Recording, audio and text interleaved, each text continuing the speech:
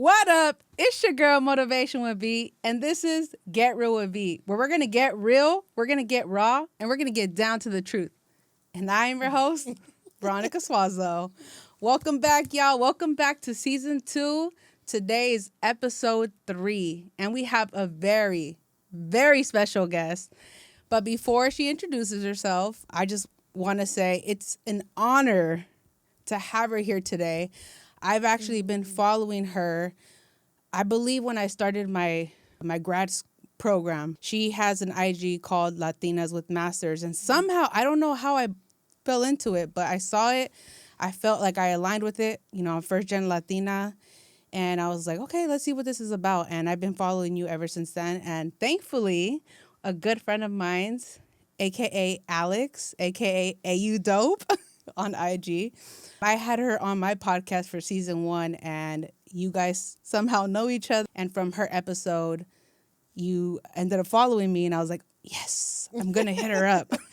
Because I want to hear your story, because I see what you're doing, the work you're doing with the community, and I think it's amazing, phenomenal, especially as someone, as a first-gen Latina, trying to figure out the educational system and just how to go about wanting more. When you see a space like that, it's just inspiring, and it makes you want to do more. So I'm grateful that you're here to talk about how you got started, who you are, and where you're going from here.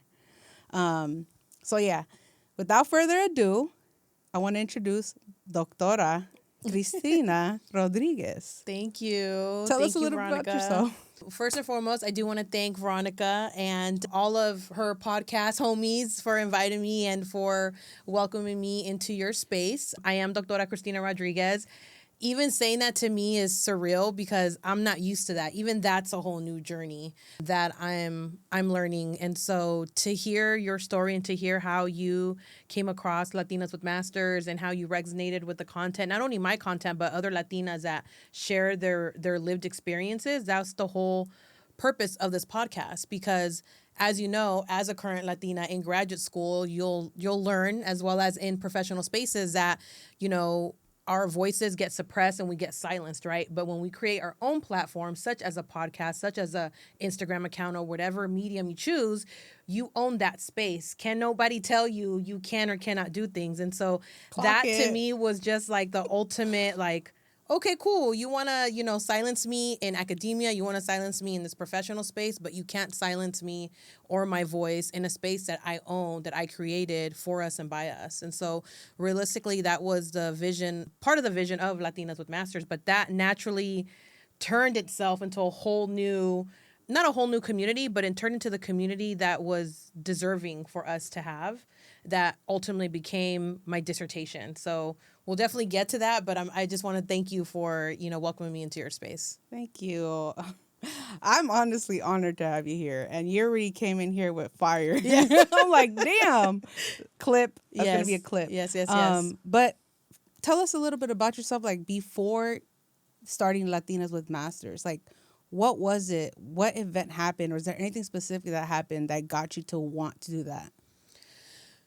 Yeah, it's interesting because like I graduated. So I have just to give you a little bit of my academic background, or my background in general, I was born and raised in San Francisco. Both of my parents are from Nicaragua. So I'm a daughter of immigrants. I'm the middle child. So I have a little sister and I have an older brother. And, you know, it wasn't until like, a lot of things were happening, right? I'm the middle child, but I'm the oldest the oldest daughter. So having to like help my parents with transitioning from working into retirement, right? Having my second baby, having prepartum depression. There was a lot of events that I didn't realize. And as a graduate student in LMFT, you can understand, I was in fight or flight for a very long time, and I had no idea what that term was or what that looked like. I just knew that I was in survival mode. And so I had to move, you know, from where I was staying at, from South City to Vallejo. I became a homeowner. Congrats. I got my master's. Thank you. No, that was, I mean, I'm still kind of like, wow, I'm a homeowner. I grew up my whole life living in an apartment and working in housing and renting apartments that I personally could not afford, right? And so, like I said, it was just kind of like all surreal to me a little bit. And then it wasn't until, I don't know, just I knew that I knew I wanted to go back to school, and honestly, I was considering law school, and it was either law school or graduate school, right, for the doctorate. And I just remember telling my husband, like, I want to go back to school, and he was supportive, but he questioned it, like, are you sure? Is this something you really want to do? Like, there's more debt. We now have a house. Your parents are staying with us. So there was a lot of different variables than when I first got my master's in my undergrad. And that was a tough conversation to have. That was a tough pill to swallow, right? But eventually we came into terms. And at the end of the day, he was like, at the end of the day, I'm still going to support you regardless of what path you choose, whether you choose not to go or if you decide to go. So I just want you to choose and you just decide. And that's the path we're going to take. And I said, okay, I'm going to go for it. And so then when I got admitted into my program at Mills College in Oakland is when I said, okay, clearly I know what it is to get into graduate school. Like, I did get a denial from USC, by the way. I'm calling him out.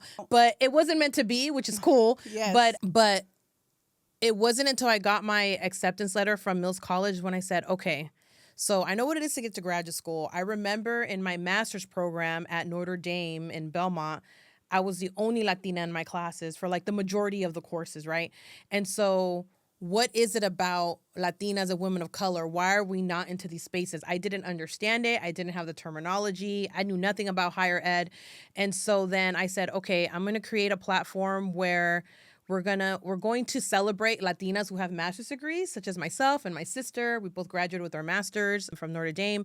And I'm just going to take it from there. And so then originally it was just going to be like, let me just share current Latinas who have master's degrees. Let me share my past experience, but then also let me share my experience in real time getting a doctorate degree. And I honestly, I just remember Googling, celebrities who have master's degrees, right? And the only person that came up was Eva Longoria. And I was like, wait, how do I remember this? Does Eva have a master's? Like, I vaguely remember her having a master's, but not to the extent of I became not obsessed with it, but oh, okay, this is a whole new level of understanding now. Here's a Latina who is in entertainment, who has money, who's in Hollywood, and she went back to school to get a master's in Chicano studies. What? So I created that post, and then within that post, I just received a lot of engagement of, I have a master's degree and here's my story and look what happened to me. And so I was just kind of like, okay. Wait, was this on your personal account? No, this is the Latinas with Masters. Okay, when you started it. When I started it. And I started it in July of 2020. So talk about in the middle of the pandemic, I received my acceptance letter, I think in March or April of 2020. I created the account July of 2020 and I started my doctorate August 2020. So we're talking about the level of uncertainty of I don't know, if I'm going to be driving to school, going to Oakland, or am I going to be on Zoom? I just took it with the leap of faith and was like, I'm going to go to school however I need to go to school. It's no different to me, right? I mean, if I can go to school, 8, 9 months pregnant, I can go to school on Zoom is the way I figured it. But yeah, so that naturally became its own voice. A lot of Latinas reached out to me on the DM and on the comments and was like, hey, I have a story to tell. This is the school that I went to. Oh my God, it was hell. Not everything was negative, right? There was some positive experiences. But then within a couple of months is when I was like, okay, I want to hear it from you. There's only so much you can put into an IG post. Obviously I have to edit some of the things that you tell me.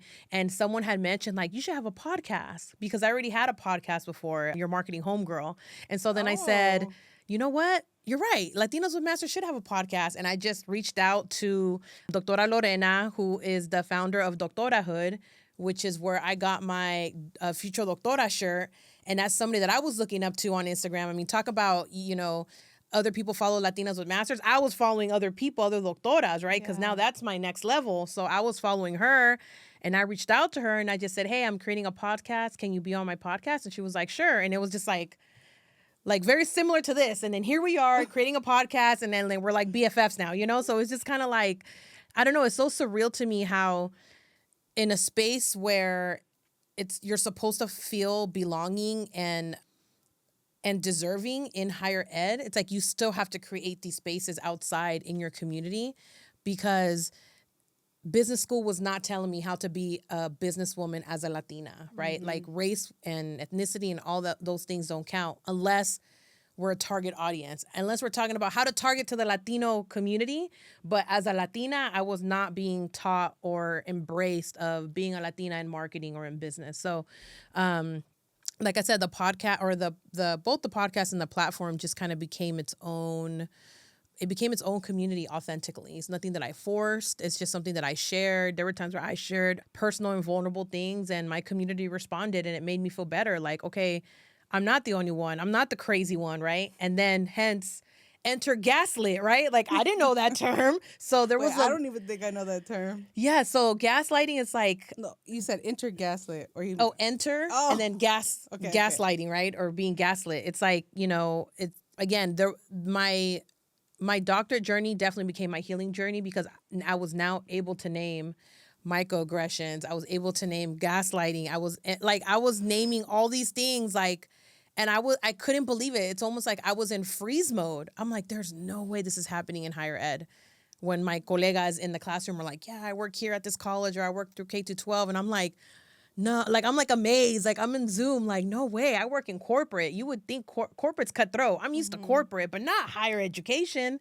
And then I work in higher education and I'm like, wow, like, okay, this is real. And so, yeah, so that's kind of how the podcast and the platform started. It was just to share my experience as well as others, but then that authentically became everybody's voice, right? And so then we're about to celebrate 5 years. Hey. And I can't even believe I'm celebrating 5 years, and even that, like a lot of people are like, oh, why don't you do it at a hotel and do this and that? And it's like, I don't need anything big. I don't need to show anything, I don't need to prove anything to anybody. I actually wanted to do it nice and intimate and in my hometown in San Francisco, in my community, and that's where it's going to be. And I'm just very grateful that I had an opportunity to do that with other like Latina owners and founders that believe in Latina excellence, right? You don't necessarily have to have a master's degree or have an education, that which some people kind of reach out to me like that. You just have to believe and support, honestly. Like you don't necessarily have to have a degree to be successful.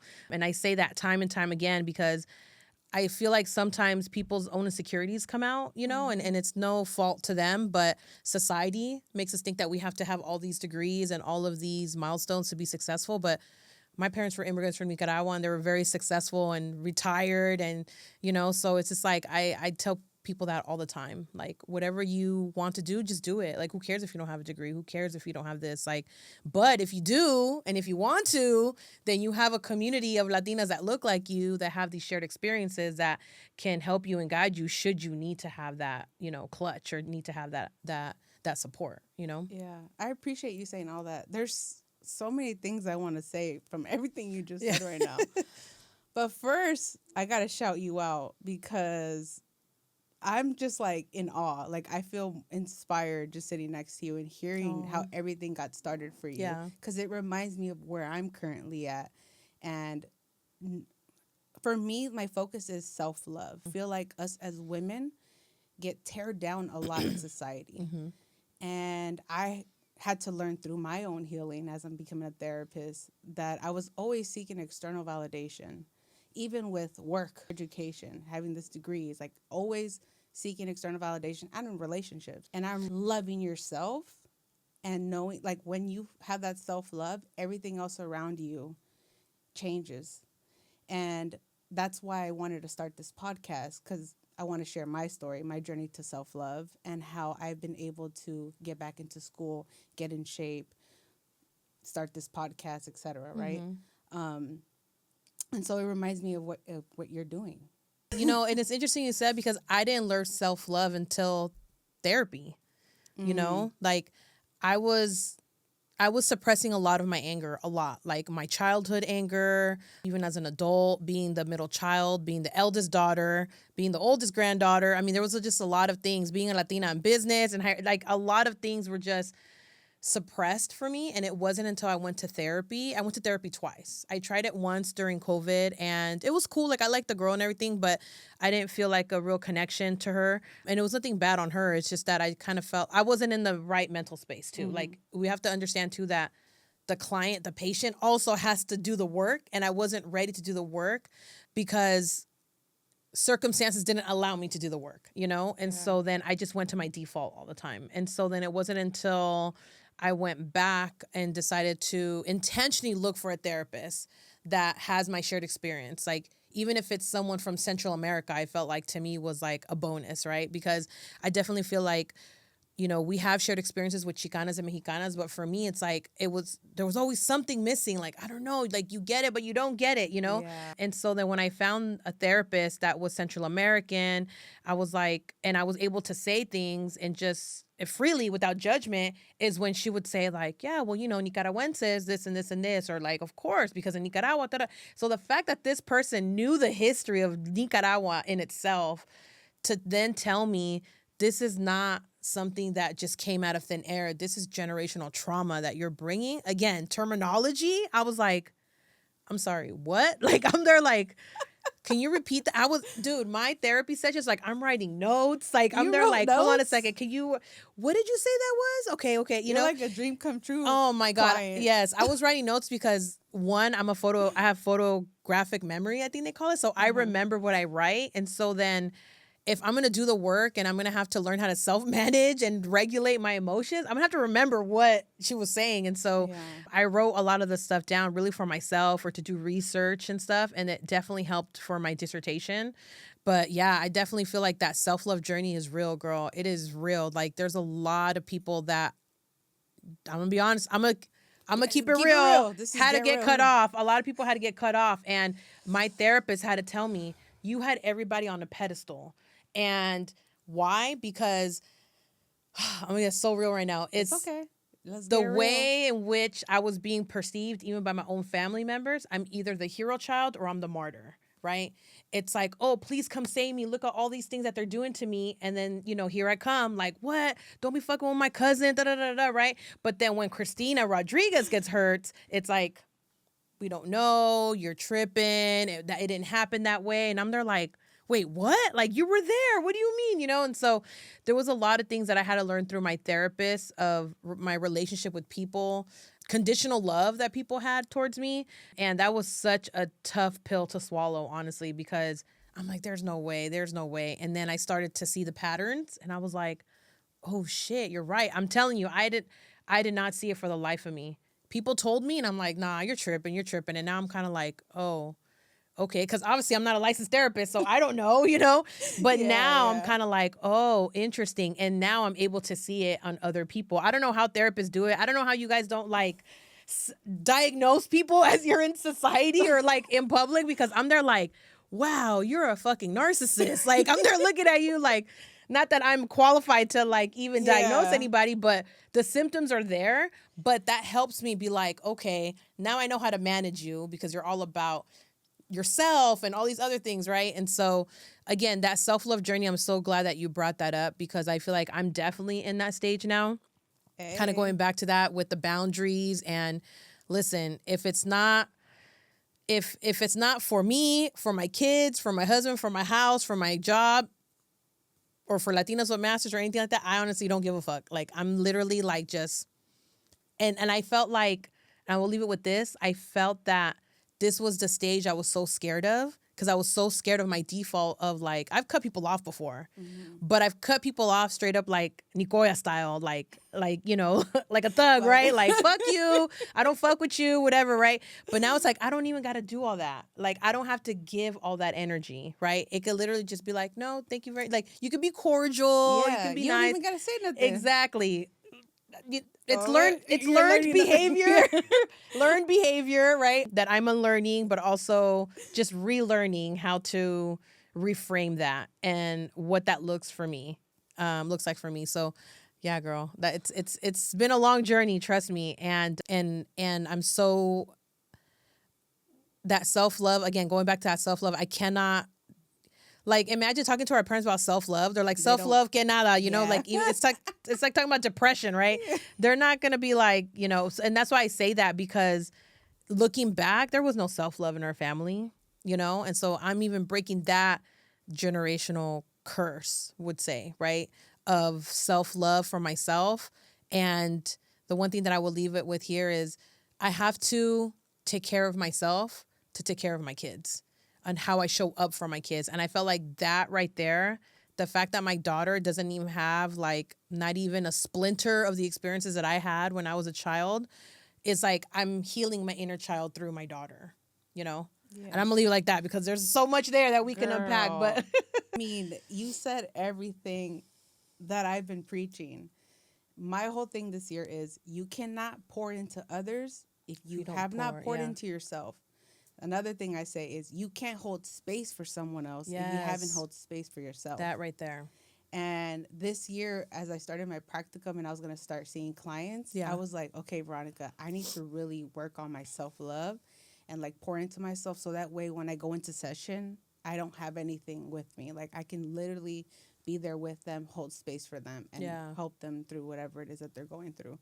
So yes, self-love is so huge, and I'm so glad. And I see that too in people, like even with the people that I work with or people that I come across. I mean, again, I'm not trying to be judgmental and trying to like, you know, Yeah. but there are times where I'm like, wow, if you only take time to take care of yourself, this conversation could have gone hella different. But because I understand, you know, like that's not, like it's not on me, it's not personal, you're dealing with your own shit. Like I'm able to see that now. Christina back in the day would have been like, hey, I don't like your tone. Like, what is it that you're saying? I can now have a lens and be like, wow, like that person needs healing, you know? And it's so sad that if they just take care of themselves, this conversation would be so different. But I have to be the bigger person. Yeah. And I feel that. hella rolling my eyes on that Always gotta because be the bigger person too. it is, dude. It's a lot. It's a lot. And I see that a lot. I see a lot of people try to hold space for others. I'm like, girl, you haven't even hold space for yourself. Yes. How are you going to tell me how I should react to something that you're telling me when in reality you haven't hold space for yourself because you're not even aware of your tone, your language, your body language, your energy. There's hella things that I'm just checking off and I'm there like biting my tongue like, oh, girl. wow, you ain't ready for Christina to come out. But okay, let me just show you the not healed, compassion, the healing Christina. Let me just show you that part because después no me aguantan, right? do you think that you're more like calm about it and not like as calling people out because it's too much energy to put out there? You know, I play around and I'm like, Petty Express is always here. Like, there's this one IG Instagram account that I love. I forgot the dude's name, but he's always like, he's so petty in the videos and they're like 20 seconds long. And I'm there like, yeah, I'm going to lead with that today. But it's just to kind of let it out. It's like more of a release for me. Yeah. I would say that it's convenient for people to share their narrative of Christina is going to be in your face. Christina is going to say something. Christina is going to flash at you because it serves them.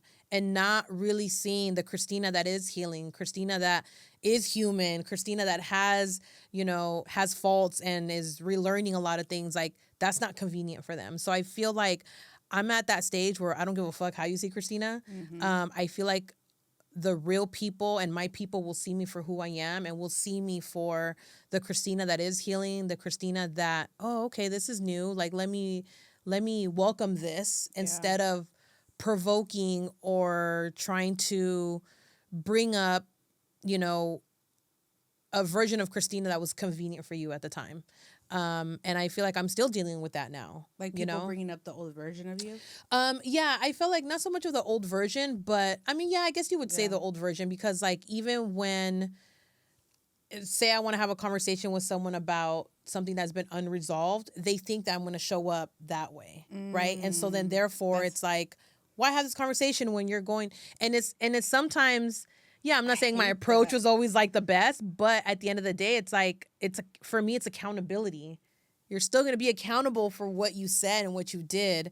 And so then my approach would have not been correct, but they're not even willing to see the approach that I'm able to provide now, which is more of a conversation. Mm-hmm. And so then again, something that I've learned through my therapist is not your problem to solve, right? Like She's can't. Right. She's right. Listen, my therapist, man, and that's the thing is I was trying to solve everybody's problems but my own, right?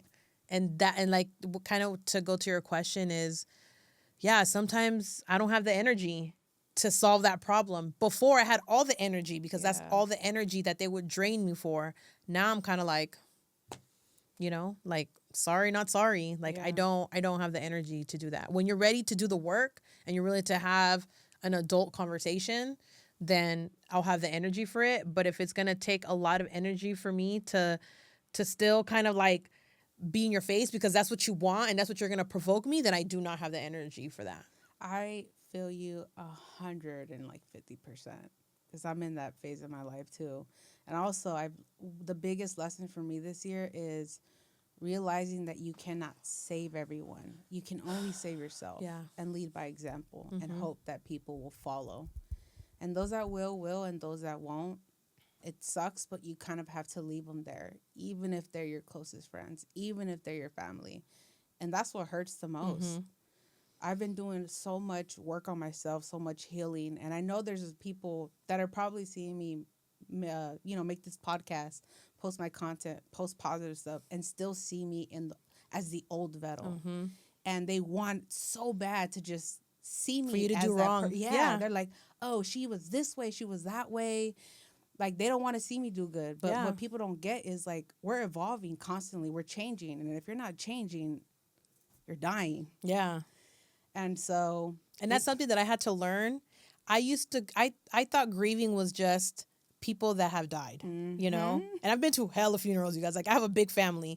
And so then, again, it wasn't through therapy until I learned, like, oh, shit, you can grieve your job. You can grieve relationships. Like, you can grieve a situation. Like, I didn't know of how extensive the word grieving was. And there was one situation where one of my colegas was going through a job change, and I can just tell it killed her that, she was no longer going to work there no more. And I had to be the person. If nobody was going to tell her, I'm like, okay, I'm going to be real with you, and I'm going to tell you, you have to start grieving your job. And she kind of looked at me like, I don't think she knew what it meant or like what my intent was, but there's a lot of spaces that we forcefully sometimes want to be in all the time. And there has to be a time where we have to learn to accept, like, this is not the right space for us or the right person or the right energy or whatever that is. And I know it's hella hard, and trust me, I fight with that all the time. But I wish someone would tell me, like in my past experiences with my old jobs, I wish somebody would tell me, you need to start grieving your job. Because I was definitely in fight or flight. I was always like trying to fight for my job and fight for my place. And at the same time, it's like, they didn't want me there. Why are you in a space where they don't want you, right? And I worked in housing. So corporate America and housing is very cutthroat too. And so then I was just I didn't know that. Now looking back, when somebody's like, what would you tell Cristinita? What would you tell that version? Start grieving your jobs. Like, I was told, don't ever, like, what's the word? Good job or... No, don't put it, like, don't stay attached to like a job, right? And in this case would be like a property. So I learned that, but I felt like that goes hand in hand with, and then start grieving your job. Like, don't get attached to a property and then start grieving your job, like when your time to go. And I feel like now I can grieve like this. Now I'm just kind of like, it wasn't meant to be. Damn, I want this car. Fuck it. I'm going to grieve this job. This car, I can't have it no more. Like, we're not going to, like, I was holding on to so much grief that in times where something would trigger me, I would explode, right? But now, because I'm giving myself self-love and space to like go through my emotions, I'm now learning that, like, yeah, I can't just walk up the next day and then do my job. Sometimes I need 3, 4, 5 days off. Honestly, like, I took this whole week off. I was dealing with some shit, and I was Shout out like, to you. you know what? I'm off this week. You Like, got sick time, right? yes, I do, Use girl. the sick time. I was like, I'm cool. I'm going to take myself. and not feel guilty about it. Yeah. And before I used to feel guilty. Now I'm like, I don't feel guilty for shit, honestly. Oh my God. I love this. I feel like people need to hear this because I'm also in that space too, where it's like, okay, if you have sick time, use it. Especially if you need a personal day, you're not feeling good. We overwork ourselves too much. Yeah. And for what? For a job that doesn't give a fuck about us. It's going to replace you real quick. Unfortunately, that's the truth. They can replace us when we're gone. Yeah. And we got to take care of ourselves. And I feel like we don't take care of ourselves enough. And that's why I really wanted to do this podcast, to have people on here that are doing it. Yeah. And can show people, like, it's not just me. Yeah. I'm not just preaching. You're not alone. There's other people out there that are also doing the same thing, that also have the same mentality. Yeah. And if we can do it, you can do it. Yeah, and then one thing that I will share, and I've said this hella times, I'll say it time and time again, and it's that I'm telling you, my homegirl, Doctora Lorena, told me, one day, also with Doctora Jasmine, with JT. We were in my kitchen table and we were writing our dissertation. She had already graduated, of course, but it was just me and Jasmine. And I just remember saying, like, I was down. I forgot what was happening at that time, but I was just kind of like, I remember saying, like, yeah, I know it. I know not everybody's for me. Like, I don't give a fuck and blah, blah, blah, right? I forgot what I was saying. And she kind of looked at me and she was just like, like, I get what you're saying. Like, I know the person that you are and stuff like that. And she was just kind of like, but words matter in what you say. And so instead of saying, like, I'm not for everybody, you should start saying, I'm the right person for the right people.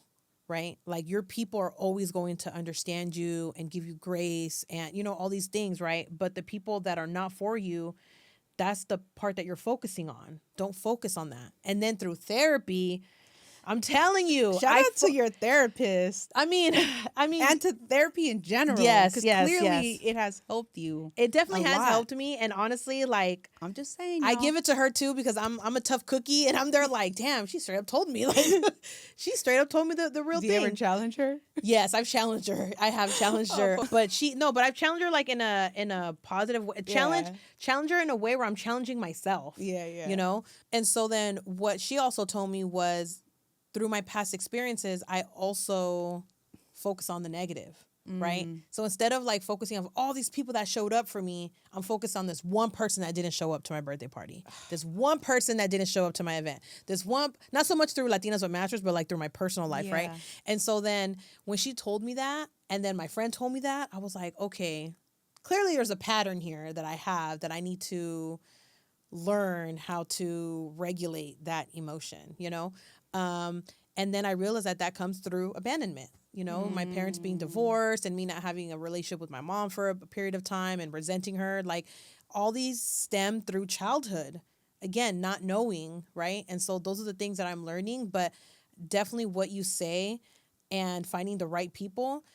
I'm telling you, and I say this so honestly, when you have the right people with you, it's like I can feel my nervous system relaxed. I've never felt like this before in my life. And I just remember telling one of my homeboys, and he came to visit to my campus one day, and I was just dealing with some shit, and I literally just told him, like, can I just tell you something? Can I tell you how, like, I'm happy that you're here, but I also wanted to tell you that, like, my body, my nervous system feels relaxed right now, because I feel like if some shit were to go down, I feel like you would have my back. And he's like, of course. I mean, yeah, like, I'm going to have your back.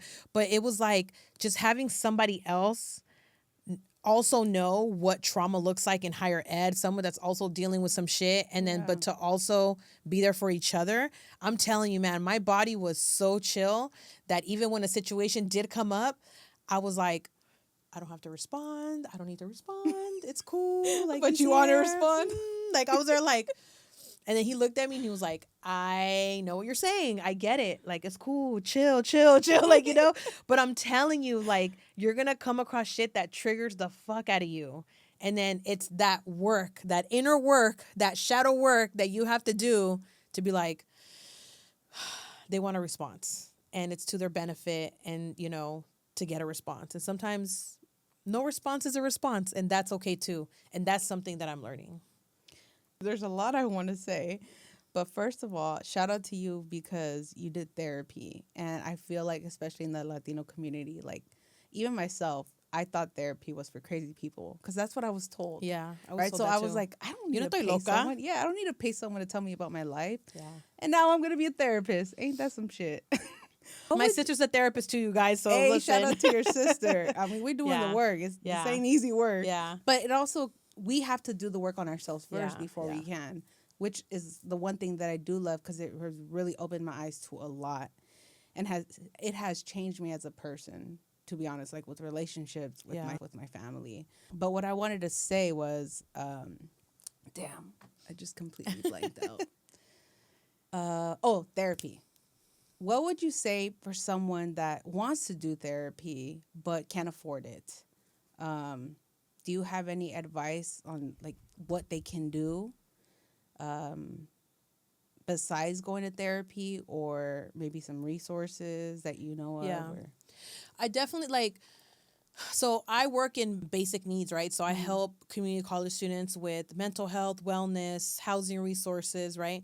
Food insecurity, like everything that's happening outside of the classroom. I help students, right, trying to get That's awesome. resources, right? Yeah. And these were resources I wish I had when I was a community college student. And so then first thing I would say that if you are a student in general, right? If you're a college student at a community college or at a grad program or a four-year university, there are basic needs programs now, right? Or they should be basic needs programs. So I would start there because therapy is included in your student health fee. So they'll partner with either, like, for example, a grad program that has graduate students that are earning practicum hours, right? And they need in-person counseling, right? For their hours, right?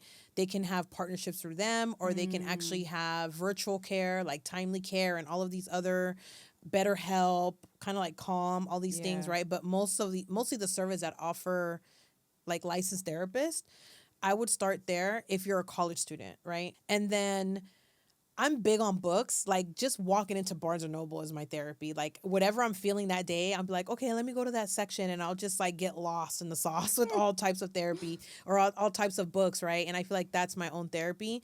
There's actually this book called Bibliotherapy. Bibliotherapy or bibliotherapy. Maybe it's bibliotherapy. I forgot the author. I'm hoping that we can add that soon. But this author specifically talks about, and I believe she's Afro-Latina from the Bronx. Bibliotherapy Hey. in the Bronx, I believe it's called. And she talks about how using books as therapy, right? Like suggesting books to clients so they can see themselves in the story and then see how the story takes place, or like what solution there was, or what the messaging is, or whatever, and then how that relates to you. But and I'm super like paraphrasing on that part or summarizing, but I'm reading that book now, and then I realized like, wow, I used bibliotherapy like my whole life. Like, I had a very strict dad, and I couldn't go out to my friend's house or, God forbid, spend the night, right? And so then I didn't realize that books was my therapy, right? Like, I learned things through TV. I learned things through magazines, through reading books. And so then as a child, that was my therapy, and I had no idea, right? I didn't feel alone when I was watching The Real World on MTV. My God, The Real World. Or it tells you how old I am. And then, or, just books in general, I would say. But I would definitely say that if you don't have access to a therapist, either through healthcare or if you're not a college student, I definitely would recommend books.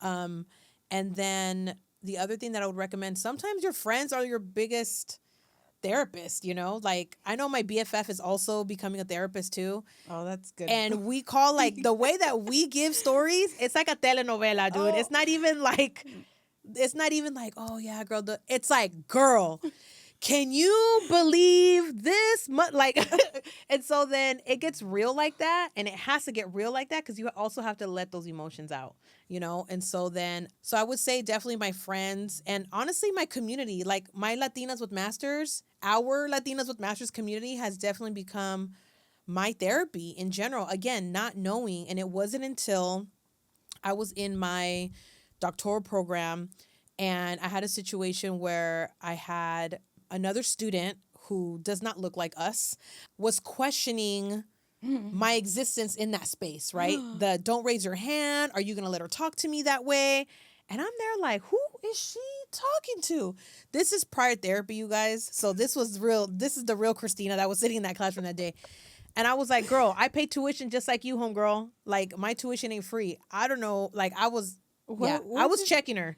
She was trying to check you? Or? Yeah, there was like a disagreement with the discussion in class. Okay. And I raised my hand along with my other colleagues. And she was like, why are you raising your hand? Are you going to let her raise her hand? I'm talking. And I'm there like, wow, white fragility is hella real right now. Ooh. And so then I called it out.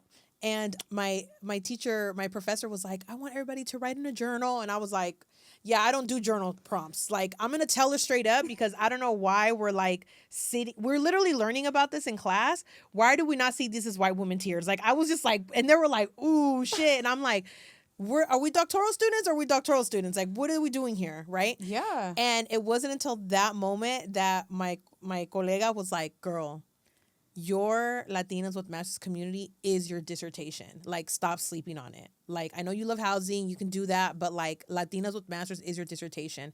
And when she told me that, I literally had an epiphany, girl. I had an epiphany that, like, okay, this is the reason why Latinas with Masters exist, because we need to have more women of color in these spaces to challenge that narrative and that behavior and that white fragility that you somehow believe you have or deserve, right? So to me, when she said that to me, it was clear as day. I switched my dissertation like quick, and it was so easy and naturally for me because all the data was there. All the comments that I had with everybody, the podcast episodes, my own personal videos that I recorded when I was going through some shit. Everything, the data was already there for 5 years, you know? And so then I realized that that became my therapy. And that's why I kind of changed the terminology a little bit to say that Latinas with Masters is a digital sanctuary, right? It's our digital sanctuary where we can go, where we feel safe and supported. And, you know, and I think it had to do in the light of this immigration, you know, with the sanctuary cities and the campuses and the Latino community being targeted and policed, right? And that's literally what's happening. And a lot of people just kind of like fearing the word sanctuary. And I will be 10 toes down with that word sanctuary because we have people making decisions for our Latino community that they're not even part of this community, right? And so I was so like livid off that, and I was very triggering. And it was at the time where my chair was like, you have to pick a title now. Like, we're at the stage where like you're gonna defend, it has to be. And I'm like, okay, fine. And so then I literally just sat there and I prayed about it, and I was just like, fuck it, I'm gonna include it in my title.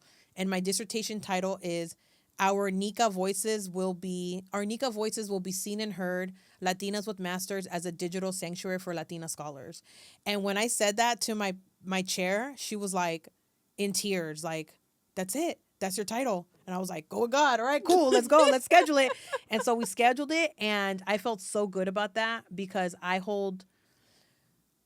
stay grounded in my truth, you know, and even just knowing that sanctuary comes from Central America. It comes from different spaces as well, different countries, different periods of time. But like the fact that I'm from Central America and churches were creating sanctuaries during wars, and then I go to campus and we have people trying to say that we shouldn't be a sanctuary campus or this and that. It's just, that's my biggest trigger, you know? And so then, to kind of go back to you is I had to go back to my Latinas with Masters community and ask for support. Like, hey, what are you guys experiencing? What are other colleges experiencing? What are you experiencing in the workplace? How do you feel about this, right? And I'm so proud to say that we're all on the same page, right? Maybe one or two, obviously, Trump supporters, all that stuff, you know, they have their own, I'm not even giving energy. They have their own little thing. We're not on the same page. I have no energy to like, you know, to talk to you about that. But our people, right, that see us for who we are, it's like, you don't even have to explain that to them. They're like, yeah, we should. Or like, this is how I think, or this is how I feel. And it's like, great, cool. Like, and that's the only, if I were to seek validation, that's the only validation I need, right? To make sure that I'm standing like grounded in my truth and what I believe in, but also like the greater good of the community. Yeah. Wow. You said a lot of great things. I had a question about your dissertation. How is that process? And A bitch. was it like 3 years where you're writing this dissertation, or? Yes and no. So you're Okay. taking courses in the beginning just like Okay. any other grad program or just like any college program. And it's interesting because my situation is a little bit different because I had a school merger, but essentially is you're taking all your courses, and then in some of those courses, the assignments that you're completing are portions of your dissertation, right? So like a course can definitely be more along the lines of like, what's your research question? What theoretical framework are you going to use, right? Like, what lens are you going to be seeing this research from? And then like, who's going to be your audience? Like, who you're going to interview, things like that, right? And so then those become assignments that essentially become like chapters or portions of chapters in your dissertation. And then like another course can be just on literature review, right? Where you're constantly just reading articles and books and and what does this person say, but then what do the critics say? You're going back and forth. That can be like a Damn, pain. that's a lot. Because that could be interpretation, right? Yeah. But then, so then there's that. And then the hardest one for me is more of like the data collection, right? Like, do you want to do storytelling? Do you want to actually do data? All these other things, right? So I hated research methods. I tried to put that yeah, out research methods. There you go. Yeah, that research method to me, I was like, I want to do the podcast. And the funny thing is, like, a lot of people, not a lot of people, but like certain people in academia were like, you can't do a podcast. You can't do Latinos with Masters. I'm like, why? They're like, that's not considered data. Says who? Like, there was a lot of things that I was questioning. Like, Yeah. wait, that's the whole purpose of me getting my dissertation, right? It's not for me to, it sucks I already have to follow a dissertation to get a degree, but like, why do I have to do it this way? And so then I questioned that, and thankfully I had a chair after changing hella times that she was like, yeah, let's do a podcast. Oh my God, I'm so happy. Let's do it. And I'm there like, I'm sorry, what? Just because I'm so used of resistance Yeah. that when she gave me nothing but love and support, that was new to me.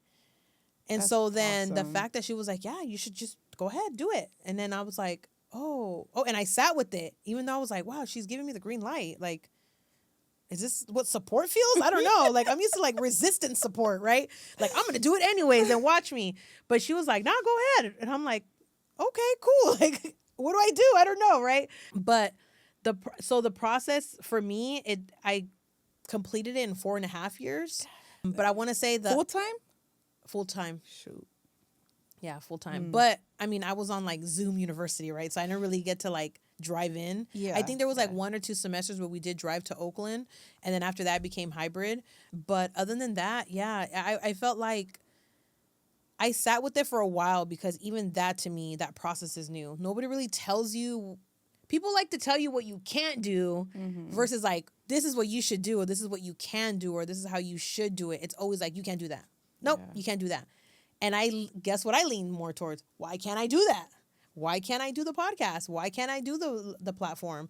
And so then I went ahead and just did it anyways, you know? And so then, like, again, I definitely feel like having a dissertation committee that's supportive in your work, because my experiences were on Latinas in higher education, I fought to have a Latina dissertation, like, reader, like a committee on there, because the university didn't have one. And then that was another issue I saw, right? Like, hold on a second. Hella issues, huh? So what is the intentionality of you hiring Latinas, even Black women, in an institution, and then also have them be a part of a dissertation committee, right? So then I was like, no, I want my third reader to be a Latina, because all of these options, there's nobody that fits this. Like, who are they to tell me what my experience is? So I fought to have somebody on there. Shout out to Good for Doctora you. Mara Lopez, who became my chair, my third reader chair.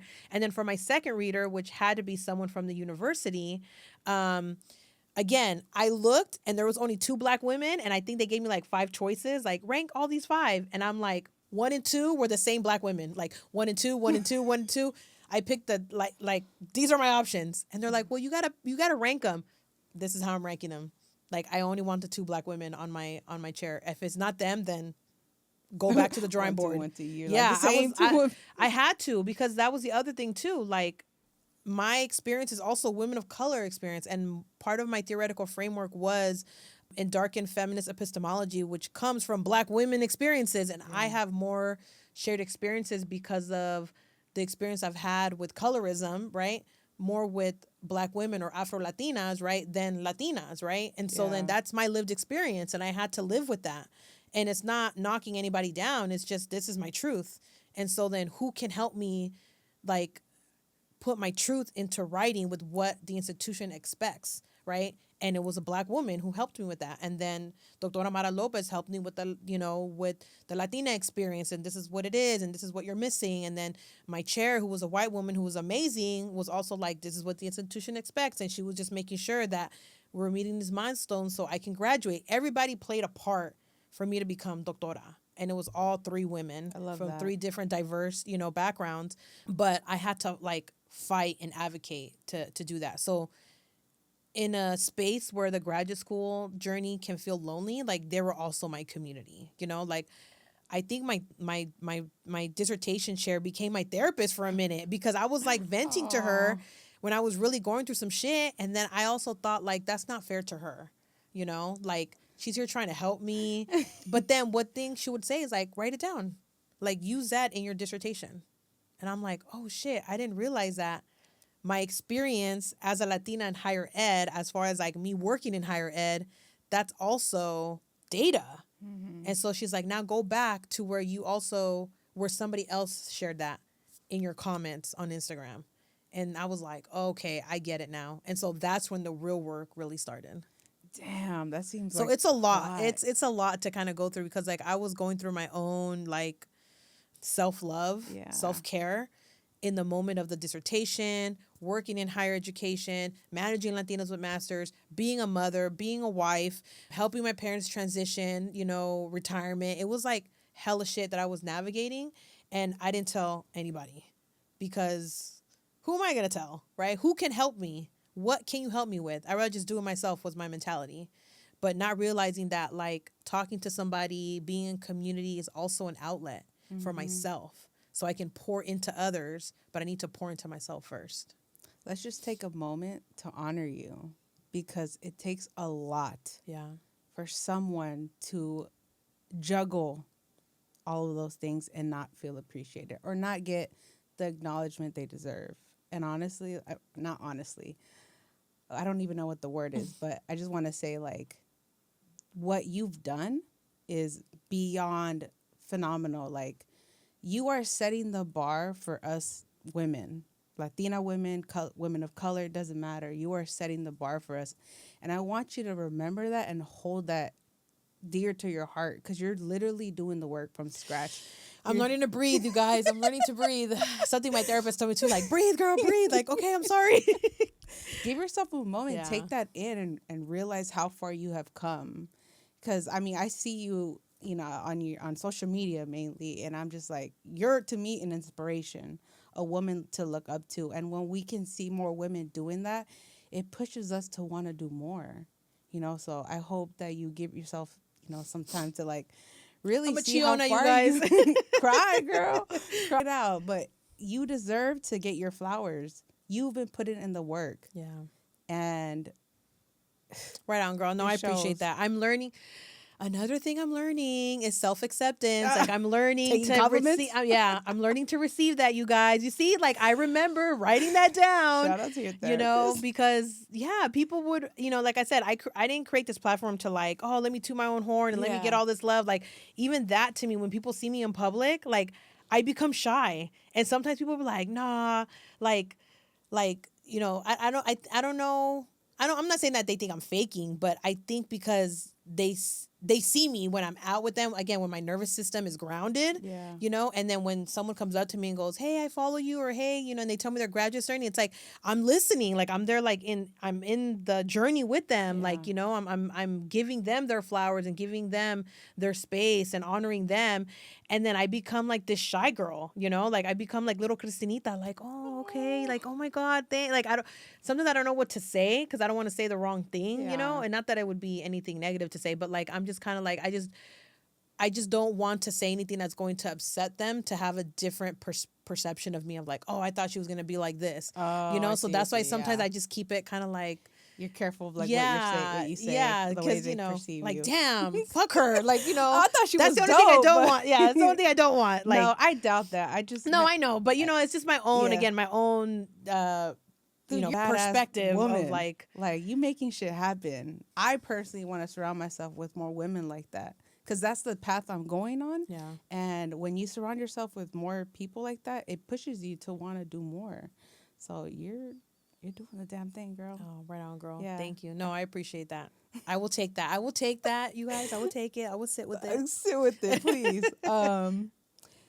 Okay, I have a question for you. Only 1% of Latinas earn a doctorate. What does being part of that 1% mean to you? You know, it hasn't hit me yet. Like, I say it, people tell me, you know, and the fact 1%, girl. I know, the 1%. It's like being 1% billionaires, right? Yeah, that's a trip to me, girl. It's a trip, even the 8% of master's degrees, and it's higher for bachelors, right? I don't know the percentage of bachelors that it's growing now. Yeah, it's growing, but let's go. Man, I don't know, girl. It's like I'm still on cloud 9. Mm-hmm. Someone mentioned this to me, and I'm like, yeah, I'm gonna use that. Somebody asked me like, oh, how's everything going now? Like, are you detoxing your dissertation? And I'm like, oh, I am Detox? detoxing my dissertation, like detoxing dissertation life, like Oh, just yeah. because I You're remember transitioning now, I'm right? Yeah. transitioning, and I just remembered people like inviting me to stuff like, oh man, I can't. I'm sorry, I got to write my dissertation, or I have to rewrite this or whatever it is, right? I have to do research. And the other day I was submitting a proposal and my daughter's like, Mom, what are you doing? And I'm like, I'm writing my Oh, no, wait. No. I'm submitting a proposal. That became my default for like a year and a half for so long. Then I'm like, oh shit, I got time now. Like, yeah, I will go on this podcast. I will drive over here. I will go to that event. I will do this, right? So yeah, oh my God, girl, to say that I'm part of that 1% is crazy. Honestly, like I feel like a lot of people ask me like, so what's next? Mm-hmm. And you're going to get that too when you get your master's. It's like, what's next? What's next? Doctorate. Right? I mean, listen, I don't know. why am I thinking law school? I'm crazy. Are I'm you? crazy. Yes. Girl, Like, sky's the limit if that's what you want to do. I'm like, man, like I did tell myself I was going to get my doctorate before 40 and I'm 40. So I got that out the way. But law school was always the dream. And I feel like, especially right now with everything going on with the immigration, immigrant Yes. community. And I wanted to be an immigration attorney. To me, I have guilt of that right now. Like, fuck, I could have been a fucking immigration attorney right now. And like, but it's not to say that I can't do it. It's just that I'm just thinking about it, you guys. Yeah. So, but How long would that be if you did do it? that would be 3 years. Oh, equip. That would be another 3 years. Yeah.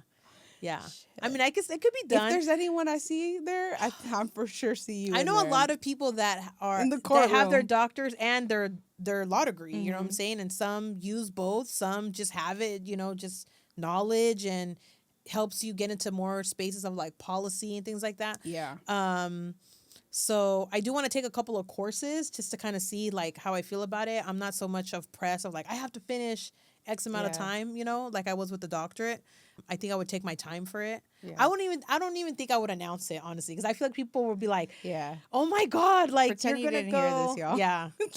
Yeah. Just forget it. Yeah, it's an imagination. I do have a quick question. Yeah. As we start closing down soon, imposter syndrome. Did you ever feel it when you were getting your master's or your doctorate? And if you did, what did you do to help you with it? And do you have any advice for other women or men that deal with imposter syndrome when they're in higher education? So I did feel it during my master's. I didn't know what it was called. Right. I never heard the word imposter syndrome. Like nobody, again, business school ain't does anybody feel imposter syndrome? Raise your hand, because if not, you're not going to be able to run a business. Like, no, ain't nobody talking about that, girl. We're talking about marketing analysis and SWOT analysis and all these things, like, And so for me, it wasn't until I got into my doctoral journey that I was like, what is this imposter syndrome you speak of? Like, what is this? Right. I think I would hear it. I heard it definitely after my master's program, maybe like in a book or something like that, or in a podcast, but not so much of like sitting down with it with the theory and this is what it looks like.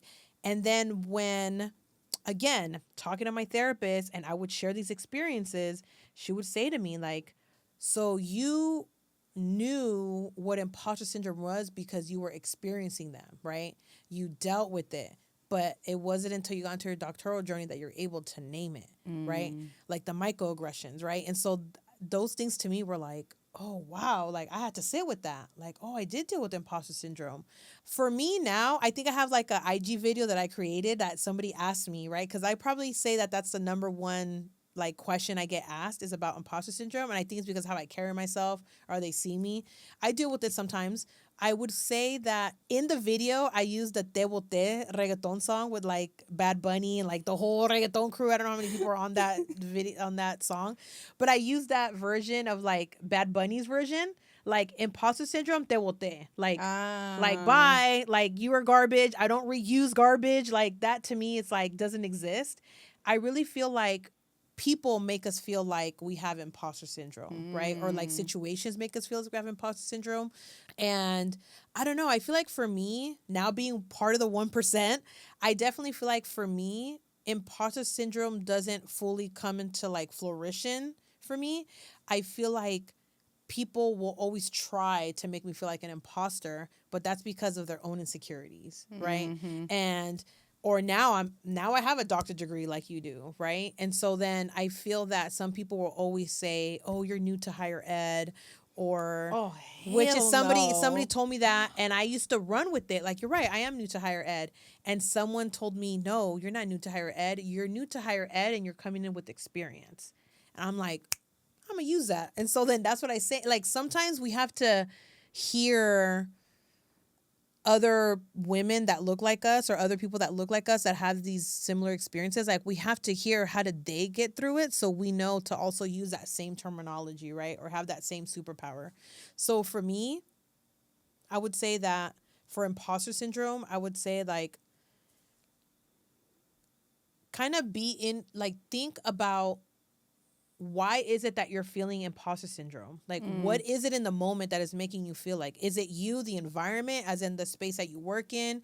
Is it the task at hand? Or is it an individually constantly making you believe that you are an imposter, right? Sometimes you have to analyze what's creating the emotion of that and then kind of decide how you want to tackle it. Like, for me, if it's like a task, I would be like, this is easy. This is professional development. This is me reading a book. This is me taking a training class. Like, there's so many things that we can learn to do better at our job, right? But for me, I feel like where my superpower is when it's a person.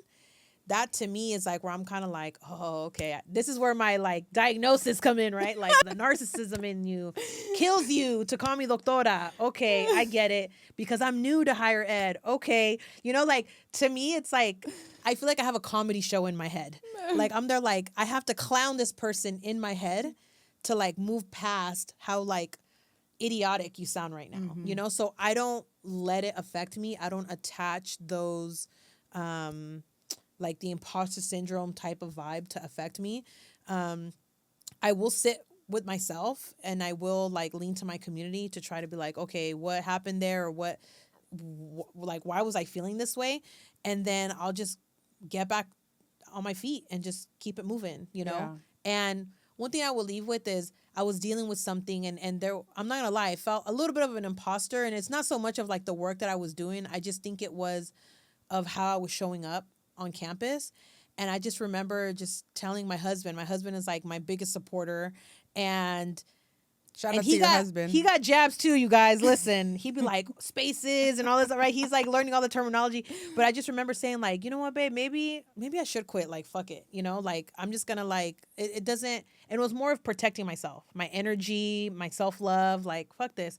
And he was like, nah, I think you should show up tomorrow and just debunk those rumors. And I'm like, ooh, I love the pettiness. I'm going to go with the petty. And I showed up to work the next day and everybody was like, oh my God, I thought you quit. And I'm like, wouldn't that be convenient for you? Right? But I was there. I was emotionally there because I was doing emotional labor, and I was just burnt out. And I was just kind of like, what the fuck? Like, what else do I need to do? Right? And then I'm telling you, it wasn't until my husband told me that it was perspective. Like, nah, that would be convenient for you. And that would be so easy for you if I were not to be here no more. So, you know what? Nah, I'm gonna go back to work. And so then again, sometimes it's that one person, that one voice, that one saying. I binge watched Scandal all week, you guys. And in my head, I'm like, what would Olivia Pope do? Like, fuck that. I'm Olivia Pope, like, version of Latinas with Masters, Hell yeah. It's things like that. Sometimes it's perspective. I know that's corny, but that's what got me through this week. Of like, she lost hella battles, but not the war. So I may lose this battle right now, may or may not lose this battle, but I'm going to win the war. So cool. I'm going to leave it with this, and I keep saying that, but I'm going to leave this one for sure. When I'm going through something so like negative, or something like so like, oh my God, like I just want to quit, like what I was currently dealing with, I then think about like, damn, y'all don't know who my grandma was, because my grandma had fucking jabs, dude. Like, if it was anybody that would put you down, it was my mama Gloria, right? So to me, I'm kind of like, y'all must not know who my grandma is. So with that, it's kind of like, I now know why me and my grandma did not get along, was because I reminded my grandma of herself, right? And there was a lot of things that she told me, like life lessons and stuff, and I like resisted a lot of that. And now that I'm older with kids, I'm like, I get why my grandma said that, right? And so then to me, I just kind of feel like for anybody that's kind of dealing with that stuff, I would just say like, remember your superpower, remember who you are. You know, you are the right person for the right people, you know, and don't let anybody try to define you. You know, like, who are you to tell me I can't open my mouth or walk into the space or get this degree or get that job? Like, who are you? You know what I'm saying? Like, and I feel like when I tell myself that, then it's almost like the universe is like, you're fucking right. Like, who is this bitch, right? And then I just keep on like moving, you know? And so that would be my advice to you. Like, That is great find like advice. an ego that you can kind of go to yourself and really question like, why am I feeling this way? And who's making me feel this way and why? Yeah. And once you kind of get that, then you realize that it's not really about you, it's about them. And if we go back to original sessions that we had during this conversation, is it's not your problem to solve. So Circling back to that. just go back to that, you know? Yeah. No, that's perfect advice. Even for myself, who's doing the work and stuff. Like, I've had my moments in grad school where I felt imposter syndrome, and I was like, why am I feeling this right now? Yeah. And it's also has to do a lot with like some of the other classmates had more education, and so their words, their languages is But that's easy. different. That's easy to learn. That's all, you know. Yeah. That's all learned behavior, you know, at the end of the day. And it's like, you know, I'm sure they did. I mean, that happened to me too, don't get me wrong, but that's why I'm here. If I was, you know, if I knew everything, I wouldn't be here. And if you know everything, why are you here? Like, you know what I'm saying? Like, petty, you know what I'm saying? Like, why are you here? Then why are you here then? You know, why are we in the same class? You know? Yeah. So that's my thing, Yeah. you know? So again, my grandma taught me that. Like, my grandma taught me to like super analyze, like, well then what are you doing in life? Like, what makes you better? Yeah. You know, it's like throwing it back on them. And that honestly, that helps sometimes. Not every situation, but like situations when you're kind of feeling down. It's like, like analyze the whole environment versus like just kind of like downplaying it on yourself. Yes, 100. Thank you for that. Yeah, I'm you're gonna welcome. hold that close for myself. But as we close down, let's see. I have one or two last questions. Yeah, for sure. The one last question: how can allies or institutions better support Latina scholars in their academic and professional journeys? Yeah. For one, they need to ask us. How about you ask me how you can support me, right? And this was in my dissertation, you guys. So this is like this is real talk right here. Ask me as a student parent, how can you help me? Ask me as a Latina, as a professional Latina, how you can provide professional development, right? I feel like working in higher ed, and I can say this through my experience, we want to be like, this is how we can serve students and this is the events that we're going to do. And it's like, who are we asking? We haven't even asked not one person, to my knowledge, on what we should do for Latinx Heritage Month. What should we do for Black History Month? What should we do for Anapi Month? Like, why? And sometimes it's faculty and staff, which is cool, but this is for students. So why are we not asking students, right? So my whole thing is asking students, because I for sure was never asked during my master's. I was never asked during my doctorate, which was a whole, like, it was a whole data analysis in itself, you know, when it came to the merger. So I definitely say ask students. The other thing that I would say is other colleges are already doing the work. Like, I feel like sometimes institutions will be like, well, what other institution is doing this groundwork, right? But when you want to provide something creative or new, you know, they don't want to take that same advice. When you're like, oh, so-and-so university is already doing this. Oh, well, you know, we got to go with academic senate and do this and do that and all these political games, right? And I'm like, okay, but you literally just told me for another scenario what other colleges are doing it. But now that I have something else and I'm telling you what other colleges are doing it, now that's not an answer? Like, that's the answer. Like, this college is doing it, you know? And so I feel like for me, it's kind of like I struggle with that a lot. I struggle with transitioning from corporate America of decisions need to be made, we need to make money, and we need to do it fast, and we got to be the first because someone else is going to take your idea, right? And take your client or take your audience or whatever, right? And so then, or if you don't do your job, you get fired, right? I come to higher ed and it's like, it has to be on the board agenda, and then we got to go with academic senate, and then we have to talk to so and so, then it has to be approved, and it's like now it's like 2 months, and I'm there like, okay, so this is not urgent then. Like urgent to me, it's like we have 24 hours, 48 hours, a time frame.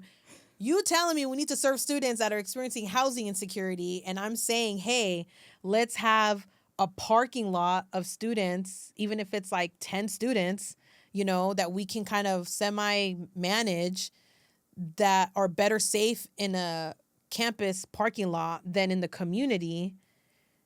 To me, that's urgent. Yeah. But, and so then again, it's just those things that like I'm personally dealing with of just like, okay, I can't, someone mentioned it to me, you can't change the institution. The institution is bigger than us, but what you can do is improve your department. And so that's what I'm trying to do. That's but true. Unfortunately, the space that I'm in provides institutions, right, to be a part of it. So, and then with allies, I would say, again, like, yeah, use your voice, but like, ask us. You know what I'm saying? Like, sometimes I feel that some allies will use their voice when it benefits them and or to be the savior, and we don't need to be saved. You know what I'm saying? Like, I definitely feel like, and I know that's really tricky, but I really feel like as an ally, you have to do the work and know the community that you're working with, the leaders in that community, and then how your allyship will support the work that we're already doing, right? Not, and sometimes it's seen as a moment an ally comes in, oh, okay, well, what can we do, right? But it's like, it's them saying, oh no, they've been doing the work.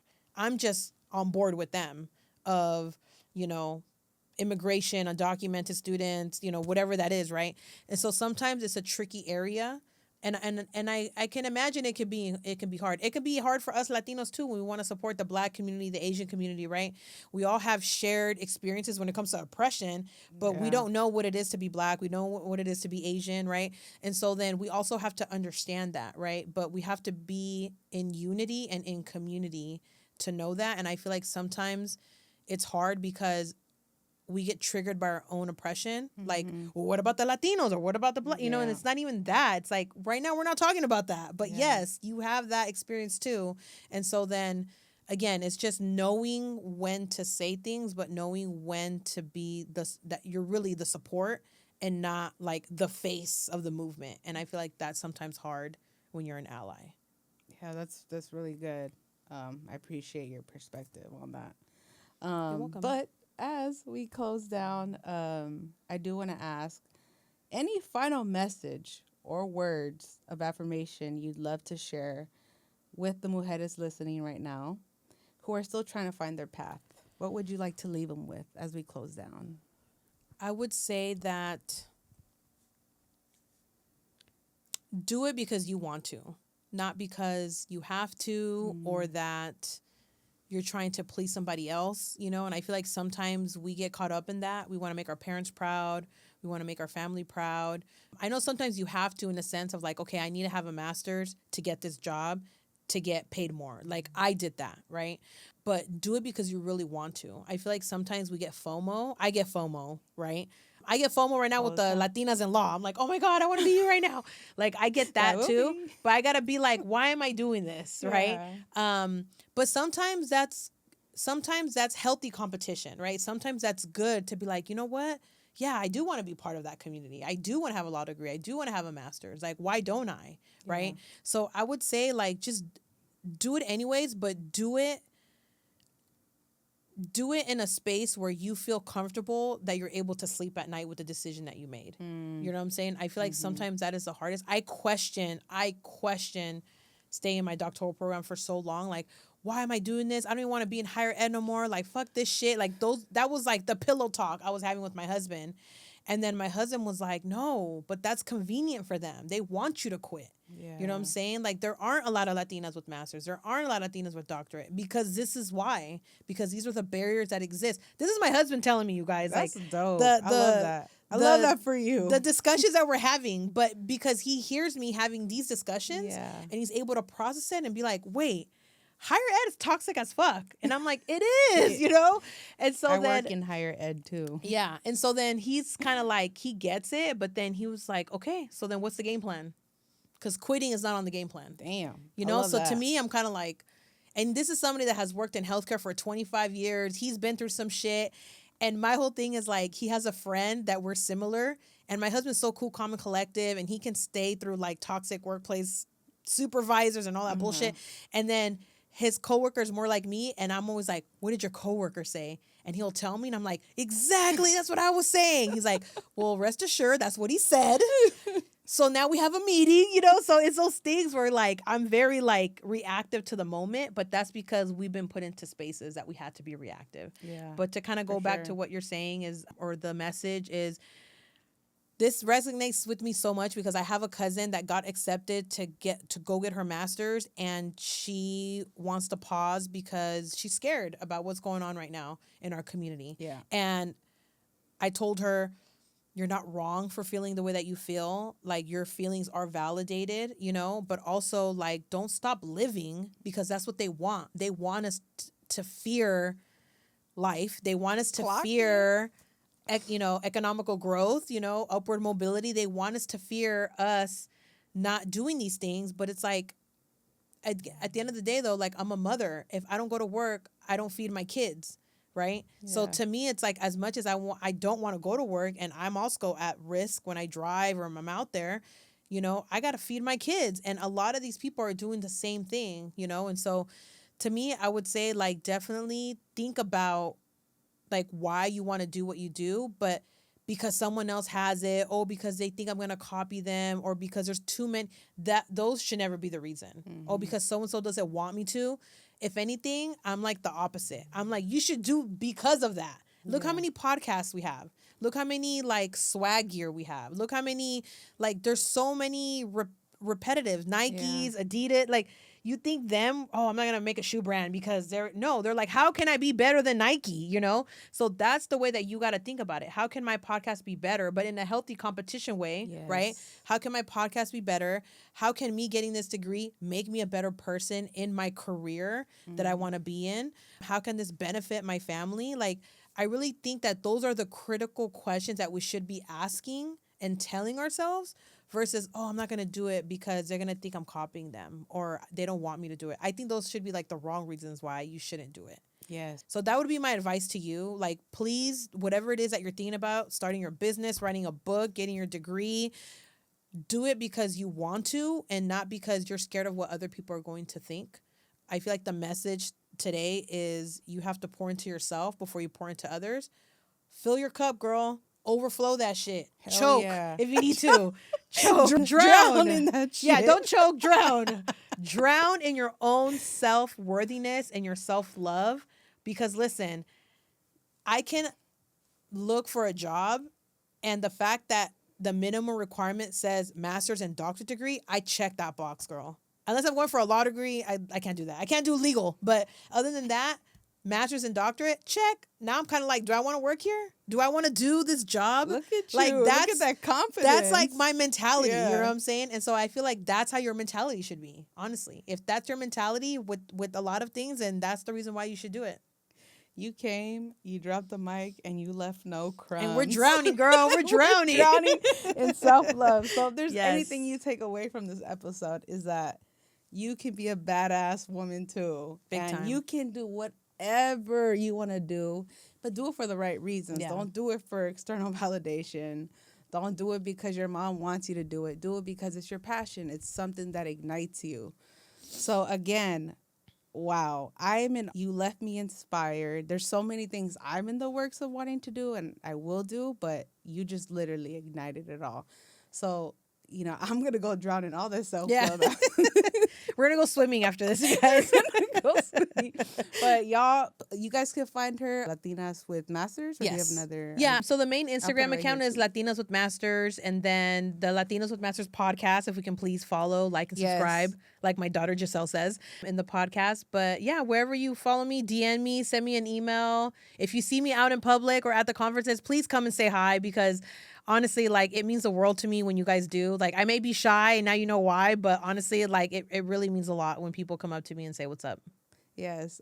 Hopefully I get to run into you in the future. I know. I'm surprised we Yeah, haven't I already. Being that know. we have like a lot of mutual Yes, connections. but I'm excited to go to your event and celebrate your 5-year anniversary with you. Thank you. Thank Because you. you've done a lot of great work. So I'm excited to be there and be part of your tribe. Thank you. Thank you. Yeah. No, I do want to give a shout out to Natalia. She is the owner of Scrap and Sip, which is the sponsor who's allowing me to host the event at her space in San Francisco. Please check her out. You know, like I said, when I just gradually was kind of say, oh, I'm going to do the 5 years. And she was just like, why don't you do it here? You know, or I have a space. And I'm like, you know what? You're right. Like, to me, I'm leaning into the universe versus like, oh, I want to have it here and I want to have it here. I've learned that there's a reason why she said that. You know what I'm saying? And so then when she said it, I was like, you know what?